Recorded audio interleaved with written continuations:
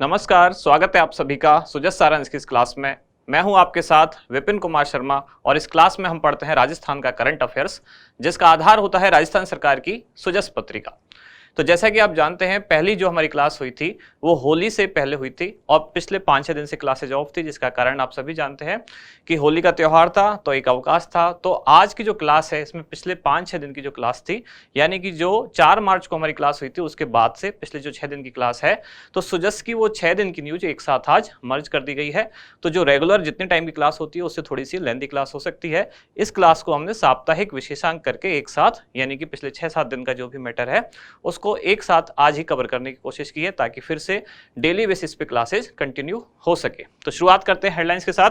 सबसे पहली जानकारी, तो सबसे पहले आप ये देख पा रहे हैं कि ये 4 मार्च 2023 का पेपर है, क्योंकि लास्ट पेपर जो हमने देखा था वो था 3 मार्च 2023। तो 4 मार्च से स्टार्ट करते हैं। जहां सबसे पहली जानकारी क्या, राजस्थान में स्वास्थ्य पर बजट का 7.4% खर्च, जबकि अन्य राज्यों में औसत कितना है, केवल 6%।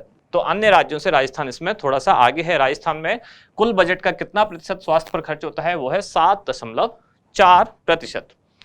आगे अगले पेज पर जानकारी, महात्मा गांधी ग्रामीण रोजगार गारंटी योजना, जिसको मनरेगा भी कहते हैं, तो उसी योजना में जो 100 दिन का रोजगार प्राप्त करते हैं उनको राज्य सरकार अपने खर्चे पर 25 अतिरिक्त दिन का रोजगार देती है, और यही जानकारी यहां दी गई है, जिसके लिए 675 करोड़ रुपए सरकार द्वारा स्वीकृत किए गए। यहां आप देख पा रहे हैं जल संचयन के प्रयासों को सम्मान, इनको कौन सा, स्वच्छ सुजल शक्ति सम्मान दिया गया। इनका नाम है श्रीमती गायत्री देवी। इस जानकारी को भी समझेंगे। और यहाँ बजट के बारे में जानकारी की कैसा रहा, बचत राहत बढ़त। अगले पेज पर राज्य बजट से संबंधित जानकारी, जहां महंगाई से राहत मिली, कोटा की जानकारी, हर प्रदेशवासी के लिए बचत राहत और बढ़त का बजट रहा। अगले पेज पर झुंझुनू, जहां 500 रुपए में गैस सिलेंडर कुछ मिलने शुरू हुए हैं, इसके लिए एक खास टर्म्स एंड कंडीशन है कि 500 रुपए में किनको मिलेगा। अलग अलग क्षेत्र से जानकारी दी गई है, जैसे कि चिरंजीवी योजना धौलपुर से जानकारी, जहां 25 लाख अब स्वास्थ्य बीमा कवर है। ऐसे ही इंदिरा रसोइयां 1000 और खोली जाएंगी, यानी कि जो बजट 2022-23 वाला था उसमें घोषणा की गई थी कुल 1000, अब इस बजट में 1000 और, यानी कि कुल कितनी हो जाएंगी, तो 2000 कुल इंदिरा रसोइयां अब होने वाली हैं। युवाओं को प्रतियोगी परीक्षाओं के शुल्क में छूट। अगले पेज पर जो अगले दिन की न्यूज है, यानी कि 5 मार्च 2023, सबसे ऊपर यानी कि फ्रंट पेज पर आप क्या देख रहे हैं, मॉडल स्टेट राजस्थान, यानी कि राजस्थान में कौन कौन सी जो मुख्य योजनाएं हैं या मुख्य सरकार के कार्यक्रम है, बजट की बड़ी बड़ी घोषणाएं हैं, वो यहाँ दिया गया है। जैसे कि चिरंजीवी में 25 लाख तक का स्वास्थ्य बीमा कवर, 100 यूनिट घरेलू बिजली फ्री, या 500 रुपए में गैस सिलेंडर। तो इस तरह की बहुत सारी जानकारियां जो हम हमारे बजट वाले विशेषांक में भी पढ़ चुके हैं। अगले पेज पर सामूहिक विवाह अनुदान में वृद्धि, तो इस योजना में नववधु को 21,000 और उस संस्था को जो सामूहिक विवाह सम्मेलन कराती है उसको 4,000, यानी इस तरह से कुल इस योजना में कितने, तो 25,000 रुपए की अनुदान राशि सरकार द्वारा दी जा रही है। कृषि पर्यवेक्षक के 430 और कृषि अधिकारी के 25 पदों पर भर्ती। अगले पेज पर महात्मा गांधी अंग्रेजी माध्यम विद्यालय, तो इसको तो हम कई बार पहले भी पढ़ चुके हैं, और इस पेज पर आगे है उष्ण संरक्षण योजना। अगले पेज पर सिटी पार्क में जापानी तकनीक से बन रहा ऑक्सीजन पॉकेट्स, तो कहां है ये सिटी पार्क, जयपुर के मानसरोवर में। यहाँ सिरोही जिला मुख्यालय पर श्रमिक सुविधा सूचना केंद्र का लोकार्पण किया गया, और यहाँ किससे संबंधित जानकारी है, राज्य सरकार के कार्मिकों द्वारा भ्रष्टाचार की शिकायत के लिए भ्रष्टाचार निरोधक ब्यूरो की हेल्पलाइन नंबर यहाँ दिया गया है। अगले पेज पर बढ़ते हैं, तो यह है अगले दिन की न्यूज, यानी कि 6 मार्च 2023। सबसे पहली जानकारी है राजस्थान सूक्ष्म सिंचाई मिशन। तो ये मिशन क्या है, क्या क्या इसके प्रावधान है, यानी कि पात्रता क्या है, कौन लोग इसके तहत पात्र होंगे और सरकार इसमें कितना अनुदान देगी, ये जानकारी भी आज हम देखेंगे। अगले पेज पर है आदिवासी महिलाओं द्वारा बनाई गई हर्बल गुलाल की देश भर में डिमांड, एक सामान्य जानकारी, जो किसके तहत, मिशन कोटड़ा उदयपुर के आसपास का क्षेत्र। मुख्यमंत्री ने होलिका दहन किया और प्रदेश में सुख समृद्धि की कामना की। अगले पेज पर शिक्षा में बढ़ते कदम, सभी सीनियर सेकेंडरी विद्यालयों में आईसीटी क्लासेस शुरू होंगी। प्रदेश में 4 वर्षों में 240 नए कॉलेज खुले। ये सामान्य जानकारी दी गई है कि सरकार क्या क्या कर रही है विकास के लिए। अजमेर डिस्कॉम का नवाचार क्या कि फीडर्स पर लोड कंट्रोलर लगाने से रोजाना 71 लाख रुपए की बचत। और अपने बिजनेस को दे इंटरनेशनल पहचान। तो राजस्थान में क्या होने वाला है 20 से 22 मार्च राजस्थान इंटरनेशनल एक्सपो, जो कहां होगा, जोधपुर। इसको हम पहले भी पढ़ चुके हैं। अगले पेज पर जानकारी, कौन सी डेट, ये है 7 मार्च 2023। सीएससी पीएससी पर रात 12 बजे बाद भी चिकित्सा उपलब्ध रहेगी या चिकित्सक उपलब्ध रहेंगे। तो हेल्थ केयर राजस्थान मॉडल, जिसमें प्रत्येक ग्राम पंचायत पर एक सब सेंटर बनेगा। तो चिकित्सा के क्षेत्र में सरकार क्या क्या प्रयास कर रही है, वैसे भी चिकित्सा को लेकर सरकार बहुत ज्यादा कॉन्शियस है, बहुत ज्यादा फोकस किया गया है इस क्षेत्र पर। तो इसमें अब क्या क्या सुधार किए गए, यहाँ वो जानकारी दी गई है। 8 मार्च जिस दिन होता है अंतर्राष्ट्रीय महिला दिवस, तो राज्यपाल ने महिला शक्ति को बधाई दी। अगले पेज पर जानकारी, 100 मेगा जॉब फेयर लगाए जाएंगे। मेगा जॉब फेयर से इस बार क्वेश्चन भी आया था, अभी ग्रेड 3 वाला जो एग्जाम हुआ था कि वो 4 या 5 जनवरी को कहां हुआ था, ऐसा पूछा गया था। इधर है मुख्यमंत्री चिरंजीवी स्वास्थ्य बीमा योजना। अगले पेज पर क्या कि राजस्थान के सामाजिक सुरक्षा मॉडल की देश भर में सराहना, यानी कि पेंशनर को कितनी पेंशन दी जा रही है। अब जो न्यूनतम पेंशन राशि है वो 1000 रुपए कर दी गई है और प्रतिवर्ष इसमें 15% की बढ़ोतरी भी की जाएगी। आगे बढ़ते तो देख पा रहे हैं हम, यहाँ है मिशन आर्या, कौन से जिले में संचालित है, तो दौसा जिले में संचालित एक प्रोग्राम जिसका नाम है मिशन आर्या। और इसी प्रोजेक्ट के तहत या मिशन आर्या के तहत एक और प्रोजेक्ट संचालित है जिसका नाम है भीम 8। तो ये दोनों क्या है, इसको समझेंगे। यहाँ है शेखावाटी उत्सव, जो कि कब से कब, तो 10 से 12 मार्च, कहां, सीकर के लक्ष्मणगढ़ में। ये जानकारी है 8 मार्च 2023।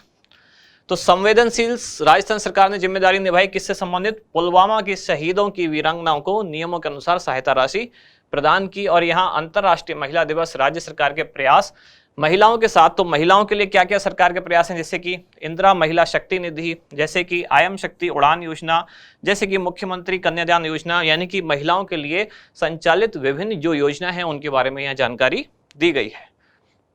अगले पेज पर अंतर्राष्ट्रीय महिला दिवस पर राज्य भर में जो कार्यक्रम हुए उनके बारे में यहाँ दिया गया है। और मुख्यमंत्री ने मंजूरी दी, चिकित्सा कॉलेज में उपकरणों पर 56 करोड़ रुपए खर्च होंगे। और यहाँ कौन सी एक अनोखी होली है, कोड़ामार होली, जिसके बारे में जानकारी दी गई है, जिसका आयोजन किया गया। फिर हम देख रहे हैं बांसवाड़ा के गांव ढांडियों तक पोषण नवाचार की गूंज, कौन सा, यह है पोषण स्वराज अभियान। कहां से संबंधित है, बांसवाड़ा से। और फिर ये लेटेस्ट, यानी कि अब 9 मार्च की न्यूज है। तो आज जैसा कि 10 मार्च है, यही हमारा पैटर्न था, एक दिन पुरानी न्यूज आती है सुजस वाली जो हम पढ़ते हैं। तो ये एकदम लेटेस्ट, इसमें क्या है कि बेमौसम बारिश में फसल खराबे पर राज्य सरकार सजग एवं संवेदनशील। प्रधानमंत्री फसल बीमा योजना के तहत विशेष गिरदावरी 7 दिन में पूरी होगी। मुख्यमंत्री की स्वीकृति क्या, खाद्य उत्पादों पर 50% विशेष छूट 30 जनवरी तक रहेगी। राजस्थान में नए निजी विश्वविद्यालयों की आवश्यकता का आकलन किया जाएगा। अगले पेज पर है इंटरनेशनल राजस्थानी कॉन्क्लेव, जो कब होना प्रस्तावित है, 23 और 24 सितंबर 2023 को होना प्रस्तावित है। और कहां, तो जयपुर में ही ये होने वाला है, इसके बारे में समझेंगे थोड़ा। और मुख्यमंत्री अनुप्रति कोचिंग योजना, इसमें अब प्रतिवर्ष कितने, 30,000 विद्यार्थियों को इस योजना का लाभ दिया जाएगा। पहले ये 10,000 से बढ़ाकर किया गया 15,000 और अब इस बजट में 15,000 से बढ़ाकर कितना किया गया है, तो इनकी संख्या की गई है 30,000। फिर है मुख्यमंत्री की मंजूरी, सीकर में 35 करोड़ रुपए की लागत से सड़क सुदृढ़ीकरण। और यहाँ खनिज विभाग एमनेस्टी योजना का लाभ सितंबर तक मिलेगा। और यहाँ आप होली की विभिन्न जो फोटो हैं वो देख पा रहे हैं। और अलवर जिले के ग्रामीण क्षेत्रों में इंदिरा रसोई राजकीय अंग्रेजी माध्यम स्कूल खोले जाएंगे। इसके बाद राजस्थान मिलेट्स कॉन्क्लेव 13 और 14 मार्च को। तो जैसा कि आपको पता है, संयुक्त राष्ट्र द्वारा भी वर्ष 2023 को कौन सा ईयर घोषित किया गया है, तो इंटरनेशनल मिलेट्स ईयर या अंतरराष्ट्रीय मिलेट्स वर्ष। तो उसी से संबंधित राज्य सरकार का भी कॉन्क्लेव है। और यहाँ फेक जॉब अलर्ट से सावधान रहे, राजस्थान पुलिस का एक जागरूकता अभियान। इसके बाद है हमारा इंडेक्स। तो जैसा आपने देखा 6 दिन की न्यूज थी, तो थोड़ी सी आज जानकारियां भी ज्यादा हैं, जो कॉमन है या जो हमने बहुत पहले पढ़ी हुई हैं, ऐसी चीजों को मैंने थोड़ा आज की क्लास में इग्नोर किया है, ताकि आज कुछ नई जो चीजें हैं उनको ही शामिल कर पाए। तो कौन कौन सी, एक मुख्यमंत्री ग्रामीण रोजगार गारंटी योजना, दूसरा स्वच्छ सुजल शक्ति सम्मान, तीसरा पूर्वी राजस्थान नहर परियोजना। हालांकि इसको पहले भी पढ़ चुके हैं, लेकिन चूंकि बजट में अब इसमें कुछ रुपए अलॉट किए गए हैं, कितने, 13,500 करोड़ रुपए। तो बार बार ये चर्चा में हो सकता है ये आंकड़ा पूछ लिया जाए। फिर है सामूहिक विवाह अनुदान योजना। फिर इसके बाद उष्ण संरक्षण योजना। अगले पेज पर और क्या क्या है, तो राजस्थान सूक्ष्म सिंचाई मिशन, फिर है मिशन आर्या, फिर Bhim 8 project, international Rajasthani conclave, इसके बाद मुख्यमंत्री अनुप्रति कोचिंग योजना, और लास्ट में है राजस्थान मिलेट्स कॉन्क्लेव। यानी कि आज की जो जानकारी है लगभग 9-10 कुछ न्यूज हैं जिनको आज हम डिटेल में देखने वाले हैं। शुरुआत करते हैं सबसे पहले मुख्यमंत्री ग्रामीण रोजगार गारंटी योजना। आप सभी ने सुना होगा महात्मा गांधी ग्रामीण रोजगार गारंटी योजना यानी कि मनरेगा। तो ये योजना उससे कुछ खास अलग नहीं है, यानी कि सारे जो भी पैरामीटर्स हैं मनरेगा वाले ही हैं, बस इसमें केवल 25 अतिरिक्त दिन का रोजगार राज्य सरकार अपने खर्च पर देगी, और वो जो 25 अतिरिक्त दिन का रोजगार अपने खर्च पर देगी उसी को कहा गया मुख्यमंत्री ग्रामीण रोजगार गारंटी योजना।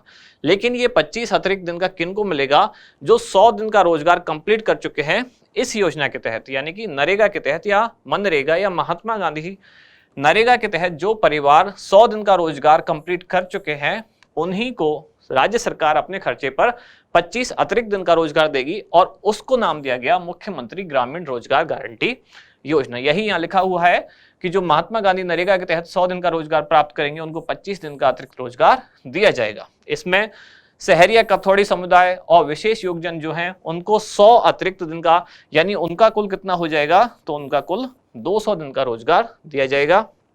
और अब इस हेतु सरकार द्वारा 675 करोड़ रुपए स्वीकृत किए गए हैं। अगले पेज पर जानकारी है स्वच्छ सुजल शक्ति सम्मान।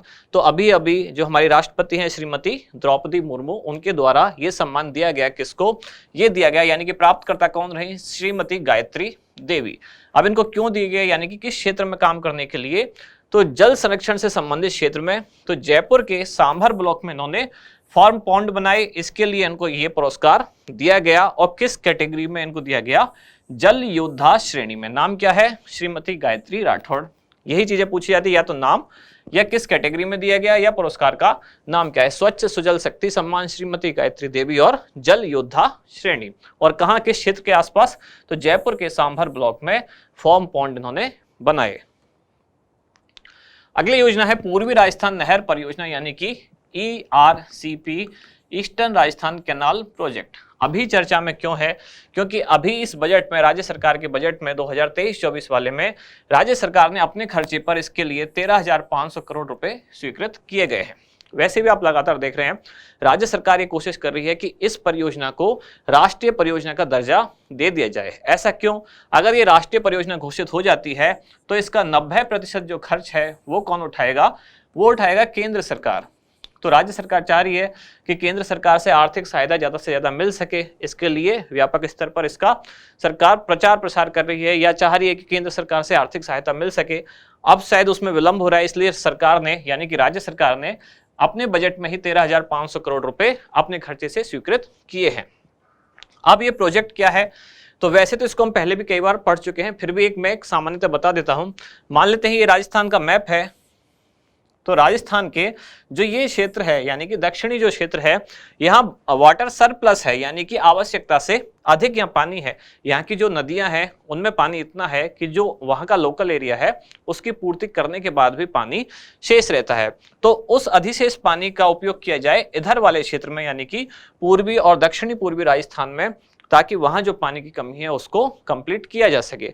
तो यानी कि यहाँ की नदियों से नहर बनाकर दक्षिणी और दक्षिणी पूर्वी राजस्थान के उस क्षेत्र में पानी पहुंचाया जाए जहां पानी की कमी है। इसी को नाम दिया गया है पूर्वी राजस्थान नहर परियोजना। क्या लिखा हुआ है उद्देश्य, कि दक्षिणी राजस्थान में बहने वाली नदियां कौन कौन सी, चंबल और उसकी सहायक नदी जैसे कि कुन्नू, पार्वती, काली सिंध आदि के अधिशेष जल का, अधिशेष क्या होता है, जरूरत से ज्यादा, यानी कि जरूरत के बाद भी जो बच जाए वो अधिशेष है। तो अधिशेष जल का उपयोग राज्य के दक्षिणी तथा दक्षिणी पूर्वी जिलों के लिए करना जहां जल का अभाव है। तो ये आप एक मैप के थ्रू भी इसको समझ सकते हैं। ये जो मैंने रफ एक मैप बनाया था ये एकदम ओरिजिनल मैप है।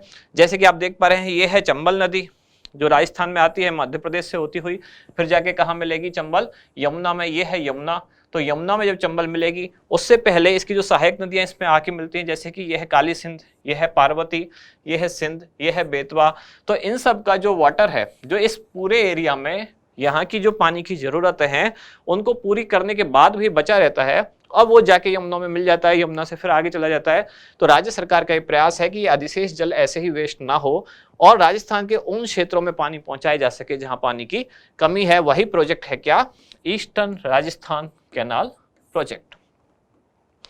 आगे इसमें राजस्थान के कुल कितने जिले शामिल हैं, कुल कितने संभाग शामिल हैं, तो राजस्थान के 4 संभागों के कुल 13 जिले इस परियोजना से लाभान्वित होने वाले हैं। उनके नाम यहाँ लिखे हुए हैं, झालावाड़, बारां, कोटा, बूंदी, अजमेर, सवाई माधोपुर, टोंक, जयपुर, करौली, अलवर, भरतपुर, दौसा और धौलपुर। यानी कि ये वो 13 जिले हैं और इनमें ही उन 4 संभागों के नाम छुपे हुए हैं जो आप आसानी से पहचान सकते हैं कौन कौन से हैं। ये वो 4 संभाग हैं, इन्हीं 4 संभागों के ये 13 जिले। फिर इससे पेयजल तथा सिंचाई हेतु जल उपलब्ध हो पाएगा। परियोजना की कुल अनुमानित लागत कितनी है, वो थी 40,000 करोड़। अब आप कहेंगे कि शुरुआत में तो आपने बताया 13,500, कुल लागत 40,000 करोड़ के आसपास है। सरकार को ऐसा लगता है तब जब ये परियोजना शुरू की गई थी, लेकिन 40,000 करोड़ में से अभी इतना ये सरकार ने, राज्य सरकार ने अपने क्षेत्र से, यानी कि राज्य सरकार ने अपने मद से दिए हैं। कितने, 13,500, जबकि अनुमानित लागत 40,000 करोड़ है। हो सकता है इससे भी आगे और ज्यादा लागत बढ़ जाए। इसमें होगा क्या, वाटर चैनल बनाए जाएंगे, इनका एक नेटवर्क बनाया जाएगा जो राज्य की लगभग 41% जनसंख्या और राज्य के लगभग 23% क्षेत्र को कवर करेगा। कुल कितने संभाग लाभान्वित होंगे, तो 4। समय सीमा जब शुरुआत की गई थी तो रखी गई थी 2017 से 2023। अभी होना ऐसा संभव लग नहीं रहा है। 7 वर्षों की समय सीमा रखी गई, 3 फेजेस के रखे गए और इससे जो अनुमानित जल की लागत है, यानी कि इन क्षेत्रों में, इन 13 जिलों, यानी कि 4 संभागों के 13 जिलों के जो पानी की लागत है, वो पानी की अनुमानित मांग है, लागत नहीं, पानी की जो अनुमानित मांग है वो कब तक, तो 2051 तक इन 13 जिलों में पानी की जितनी मांग होगी, ये परियोजना उसको ध्यान में रख के बनाई जा रही है। यानी कि 2051 तक जल की जो आवश्यकता होगी, जितनी डिमांड होगी, उसकी पूर्ति की जा सके, जिसमें कि पेयजल और औद्योगिक उपयोग हेतु जल दोनों की मांग शामिल है। आगे खास नोट कि राजस्थान सरकार ERCP को राष्ट्रीय परियोजना का दर्जा दिलाने हेतु प्रयासरत है। कारण इसका यही है कि इससे 90% जो खर्चा होगा वो केंद्र सरकार द्वारा वहन किया जाएगा। अगली जानकारी है सामूहिक विवाह अनुदान योजना। उद्देश्य क्या है, सामूहिक विवाह सम्मेलनों को प्रोत्साहन देना। पहले तो ये योजना है क्या, यानी कि विवाह सम्मेलन, सामूहिक विवाह सम्मेलन आप सभी जानते होंगे, जहाँ बहुत सारे जोड़ों के एक साथ विवाह कराए जाते हैं, जिसका उद्देश्य क्या होता है कि शादियों में जो होने वाला अनावश्यक खर्च है उसको रोका जा सके। तो सरकार चाहती है ऐसे विवाह सम्मेलनों को बढ़ावा दिया जाए ताकि अनावश्यक रूप से दिखावे पर पैसा खर्च ना हो। इसको प्रोत्साहन देने के लिए सरकार ने योजना शुरू की है, जिसका कुल बजट रखा गया कितना, 10 करोड़ रुपए। इस योजना का विवरण, यानी कि अब इस योजना में प्रति जोड़ा, यानी कि एक कपल को 25,000 रुपए दिए जाएंगे। और वो भी कैसे, उसमें से 21,000 रुपए तो केवल नववधू को दिए जाएंगे और बाकी के जो 4,000 रुपए हैं वो संस्था को दिए जाएंगे जो सामूहिक विवाह सम्मेलन करा रही है। अब यह राशि कब से मिलनी शुरू होगी, तो 1 अप्रैल 2023 के बाद से, यानी कि 1 अप्रैल 2023 या उसके बाद जिसने सामूहिक विवाह सम्मेलन में विवाह किया है उन्हीं को इसका लाभ मिलना शुरू होगा। पहले ये राशि कितनी, यानी वर्तमान में अभी भी कितनी है, तो 18,000 रुपए है। और 18,000 रुपए का वितरण कैसे होता है, 15,000 रुपए नववधु को और 3,000 रुपए किसको, संस्था को। अगली योजना है उष्ण संरक्षण योजना। तो हाल ही में पशुपालन मंत्री श्री लालचंद कटारिया द्वारा उष्ण संरक्षण योजना का लोकार्पण किया गया, यानी कि शुरू कर दी गई। किस दिन, 9 फरवरी 2023 को। विवरण क्या है इसका उद्देश्य है ऊंट प्रजनन को प्रोत्साहित करना। इसके लिए जो ऊंट के बच्चे होते हैं जिनको क्या बोला जाता है, टोडी, तो टोडियों के जन्म पर ऊंट पालक को 5-5 हजार रुपए की 2 किस्तों में प्रोत्साहन राशि, यानी कि कुल कितनी, तो कुल 10,000 रुपए की प्रोत्साहन राशि प्रदान की जाती है। कौन सी योजना में, उष्ण संरक्षण योजना। तो योजना के तहत अगर 2 माह तक का ऊंट का बच्चा है तब उसके जन्म पर कितने, तो 5,000 रुपए, और जीवित रहने पर जब वो 1 वर्ष की आयु अपनी पूर्ण कर लेगा तब फिर से 5,000 रुपए पशुपालक को दिए जाएंगे, यानी कि कुल 10,000 रुपए की आर्थिक सहायता दी जाएगी। फिर है राजस्थान सूक्ष्म सिंचाई मिशन। सूक्ष्म सिंचाई क्या होती है, पहले तो यही सवाल है इसको बोलते हैं फव्वारा सिंचाई या स्प्रिंकल सिंचाई या ड्रिप सिंचाई, यानी कि सिंचाई की ऐसी टेक्निक जिसमें पानी एकदम मास लेवल पर बहाया ना जाए, केवल वहीं पहुंचाया जाए जहां पानी की आवश्यकता है, यानी कि पौधों की जड़ों में, या फव्वारे के द्वारा छिड़काव करके ताकि पानी का वेस्टेज कम से कम हो, उसी को कहा जाता है सूक्ष्म सिंचाई या माइक्रो इरिगेशन। संदर्भ क्या है, अभी अभी सरकार द्वारा राज्य बजट 2023-24 में 4 लाख किसानों को ड्रिप और स्प्रिंकल संयंत्र से सिंचाई की व्यवस्था के लिए कुल 1705 करोड़ रुपए की अनुदान की घोषणा की गई है। इस मिशन के तहत संयंत्र स्थापित करने के लिए किसान के पास न्यूनतम 0.2 हेक्टेयर भूमि होनी चाहिए। न्यूनतम भूमि कितनी है? 0.2 हेक्टेयर। यानी उन्हीं किसानों को इसका लाभ मिलेगा जिसके पास न्यूनतम इतनी भूमि है। और ये भूमि अधिकतम कितनी है? तो अधिकतम है 5 हेक्टेयर। इस ही क्षेत्रफल की भूमि की सीमा में जो किसान आएंगे, यानी कि इतने से कम नहीं और इतने से ज्यादा नहीं, उन्हीं को सूक्ष्म सिंचाई मिशन में लाभ मिलेगा। अब इसमें क्या होगा और क्या क्या पात्रताएं होनी चाहिए? तो किसान के पास कुआं, नलकूप या अन्य जल स्रोतों पर विद्युत, डीजल और सौर चालित पंप सेट होना आवश्यक है, यानी इनमें से कोई ना कोई होना आवश्यक है। अनुदान अधिकतम कितना? तो 5 हेक्टेयर की 5 हेक्टेयर की, यानी कि 5 हेक्टेयर क्षेत्रफल जो उसका खेत है उसकी सीमा में दिया जाना प्रस्तावित है। SC, ST, लघु सीमांत या महिला किसान अगर है तब उसको संयंत्र लागत का 75% जो है वो वापस दिया जाएगा, यानी कि अनुदान के रूप में। और अन्य किसान हैं तब उनको संयंत्र की लागत का 70% अनुदान दिया जाएगा, यानी कि 100 रुपए का अगर संयंत्र लगा तो उसमें से SC, ST, लघु सीमांत और महिला किसान को 75% राशि सरकार द्वारा वापस कर दी जाएगी, यानी कि 75 रुपए वापस कर दिए जाएंगे। और अन्य किसान हैं तो 70 वापस कर दिए जाएंगे। फिर खास बात क्या, राजस्थान जो है अभी ड्रिप एवं स्प्रिंकल संयंत्रों की स्थापना में राजस्थान देश भर में शीर्ष स्थान पर है। और इसके अलावा सोलर पंप संयंत्र की स्थापना में भी राजस्थान देश भर में प्रथम है। तो जहां जहां राजस्थान प्रथम है, ऐसे क्वेश्चन इंपॉर्टेंट होते हैं, तो दोनों चीजें आपको याद रखनी है। ऑब्जेक्टिव टाइप के जो क्वेश्चन होते हैं उनमें पूछा जाता है। तो ड्रिप और स्प्रिंकल सिंचाई में या ड्रिप और स्प्रिंकल संयंत्रों की स्थापना में राजस्थान कौन से स्थान पर है देश में? पहले स्थान पर।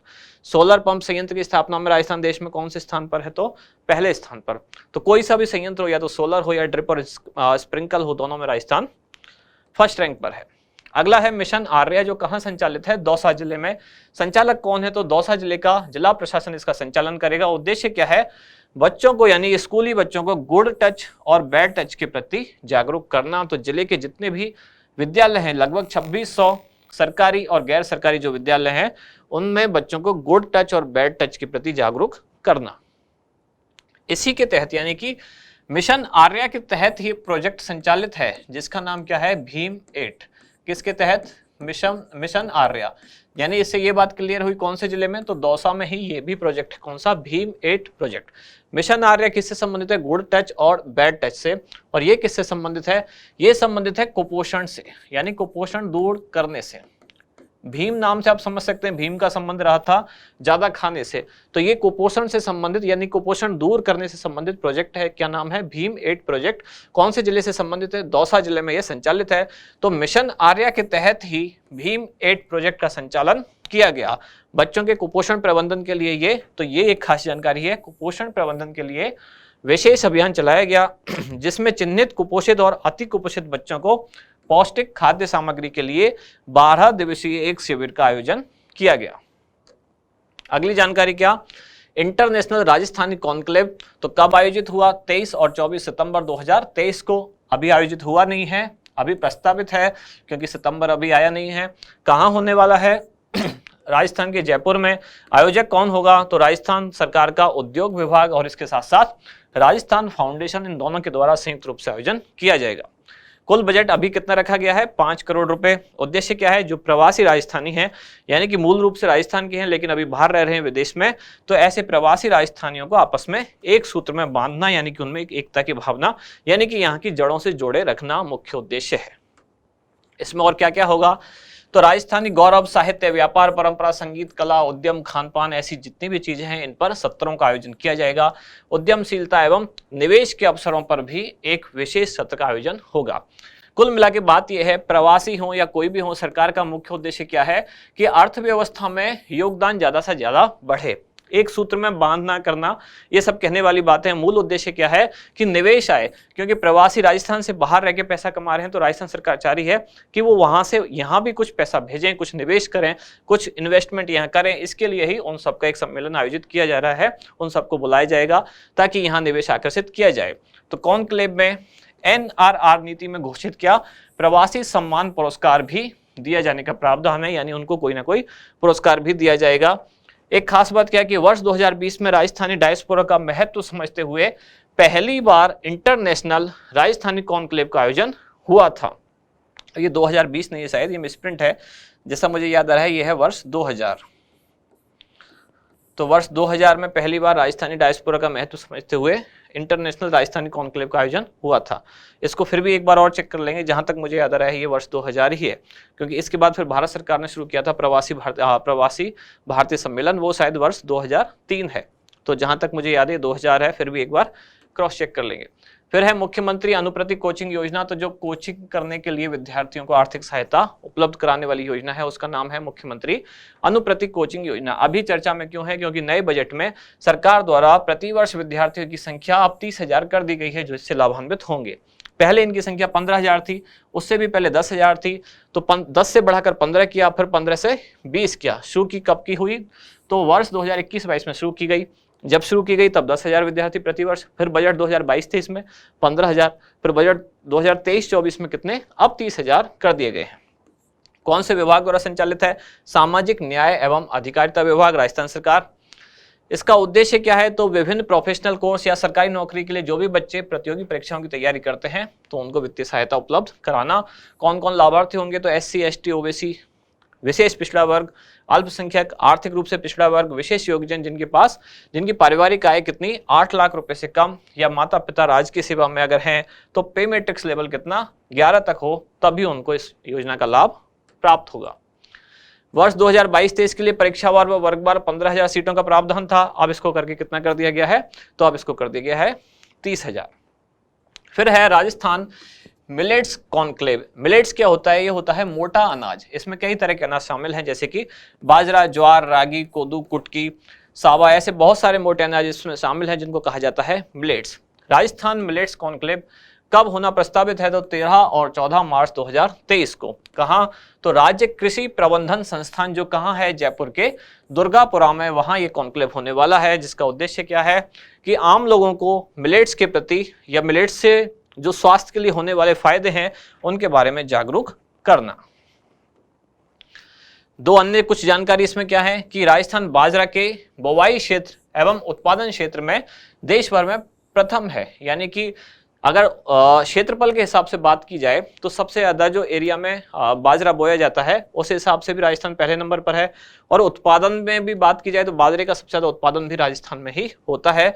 देश में बाजरा बोवाई क्षेत्रफल में राजस्थान का हिस्सा कितना है? तो 57% लगभग, और उत्पादन में लगभग 41%। देश में ज्वार के बोवाई और उत्पादन में राजस्थान का कौन सा स्थान है? तो ज्वार में तीसरा, बाजरे में पहला। इसके बाद दो जानकारियां ये हैं कि वर्ष 2023 को संयुक्त राष्ट्र द्वारा अंतरराष्ट्रीय मिलेट्स वर्ष, तो इस बार मिलेट्स काफी इंपॉर्टेंट रहने वाला है। ज्वार, बाजरा या मिलेट्स से संबंधित कोई भी जानकारी है तो हो सकता है क्वेश्चन पूछा जाए, क्योंकि प्रधानमंत्री द्वारा भी इसको बड़ा प्रमोट किया जा रहा है। मिलेट्स यानी कि मोटे अनाज को श्रीफल या ऐसा कुछ नाम उन्होंने भी दिया है।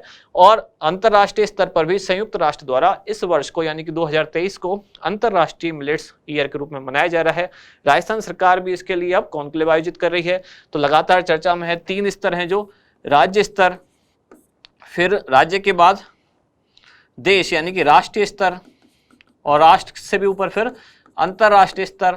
तो तीनों स्तरों पर लगातार ये चर्चा में है क्या? मिलेट्स। इसलिए क्वेश्चन पूछाने की संभावना है। राजस्थान का भी मिलेट्स कॉन्क्लेव राष्ट्रीय स्तर पर राजस्थान भारत सरकार जो है लगातार प्रोत्साहन दे रही है। श्रीफल इसको नाम दिया गया, ऐसा श्री अन्न नाम दिया गया, फल नहीं, श्री अन्न ऐसा कुछ नाम दिया गया है मिलेट्स को। और फिर अंतर्राष्ट्रीय स्तर पर भी इसके लिए एक ईयर घोषित किया गया 2023 को, अंतर्राष्ट्रीय मिलेट वर्ष। तो इसलिए संभावना बनती है प्रीलिम्स या मेंस दोनों में क्वेश्चन पूछे जाने की। तो राज्य में मिलेट्स प्रोत्साहन के लिए राज्य बजट वर्ष 2022-23 में राजस्थान मिलेट्स मिशन की घोषणा की गई थी। इसके बाद आज का अभ्यास प्रश्न क्या है? सामूहिक विवाह अनुदान योजना के अंतर्गत अनुदान राशि को बढ़ाकर कितना कर दिया गया है? 20,000, 18,000, 21,000 या 25,000। और इसके साथ ही एक और क्वेश्चन आज के लिए कि मिशन आर्या का संबंध निम्नलिखित में से, या मिशन आर्या का संबंध निम्नलिखित में से किस जिले में है? मिशन आर्या निम्नलिखित में से किस जिले में संचालित है? दौसा, जयपुर, अलवर या सीकर? तो दोनों क्वेश्चंस के क्या होंगे आंसर, वो आप बताएं कमेंट्स में। अब मिलते हैं कल अगली न्यूज के साथ अगली क्लास में। धन्यवाद।